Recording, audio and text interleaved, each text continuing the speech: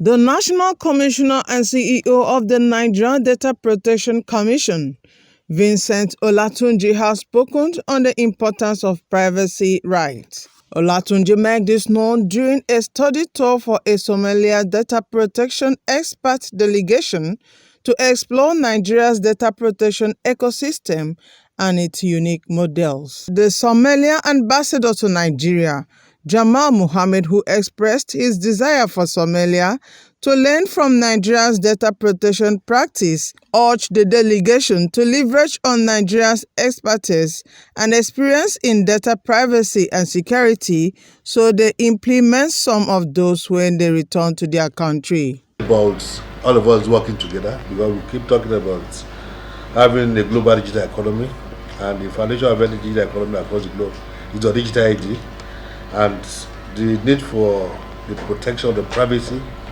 of all citizens of this world is now a paramount issue.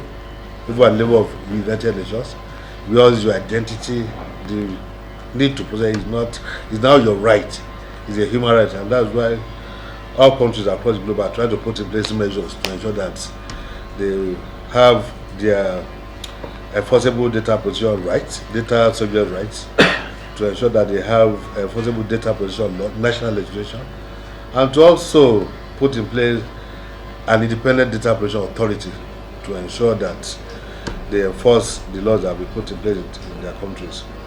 And across the world, a lot of countries are doing one thing or another in this area. And that's why even at the level of the Global Privacy Assembly, it is now made up of 130 countries out of the 194 countries in the whole world. So in Nigeria, we recognize the need to protect the privacy of our citizens, as enshrined in our Constitution of 1999 as amended, especially Section 37, speaking to the need to protect, to guarantee the privacy of our citizens. How? You know, constitutions, laws are just there. They won't tell you how to do it. But just want to do this, you want to do this. But how? Which is the major question that we keep asking ourselves. So we didn't get our own how, the answer to that how, until 2019. Yes, there have been several hours of parliament here and there talking about need to protect our privacy, but nobody really take any concrete action to put in place adequate measures for the protection of the privacy of our citizens until 2019. It was issued as a regulation, and a small unit was set up to implement the regulation. We started, and we saw that the level of awareness, the knowledge of privacy in Nigeria was very, very poor then. That was part of what we discovered at the point of, there are times you get to some very top people, even IT, highly techy people, talking about point that like privacy, what is privacy? They don't understand. And we're able to face awareness head on at the level of the public sector and the private sector. And looking at what happened then, and more importantly, the trend globally is that when you must have a national legislation for you to be seen as a country that really serious about data privacy and protection. And you must have an independent data protection authority, not under any other organization. So we made a recommendation to the former president that this is the trend. If we really want the world to take us seriously as a country that is ready to do digital business and is ready to attract foreign direct investment, where people feel safe and secure for their data to be processed, that what we needed to do was to have a national legislation and to have an independent data protection authority. You get here all the needs existing in Somalia. So, during my stay here, I met two challenges. The challenge number one was to convince Nigerians to go to Somalia because of security phobia.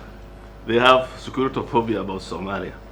The same in Somalia. When I'm in Somalia, I have tried to convince the Somalis to come to Nigeria.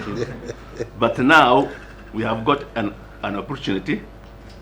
These people will be our envoy to Somalia. They will take the message to Somalia, and please be convinced that Somalia needed you. Somalia needed you in this critical time. Your knowledge, your experience, everything you have is needed in Somalia. Try to stand beside Somalia now, because Somalia is coming out from conflict situation to peaceful situation. I hope in the coming few years, Somalia will be booming, very booming. Because in terms of population, we are very less. Our population is very, very small, but we have a lot of resources. We have livestock. We have the longest coastline in Africa, about 3,300 miles at kilometers.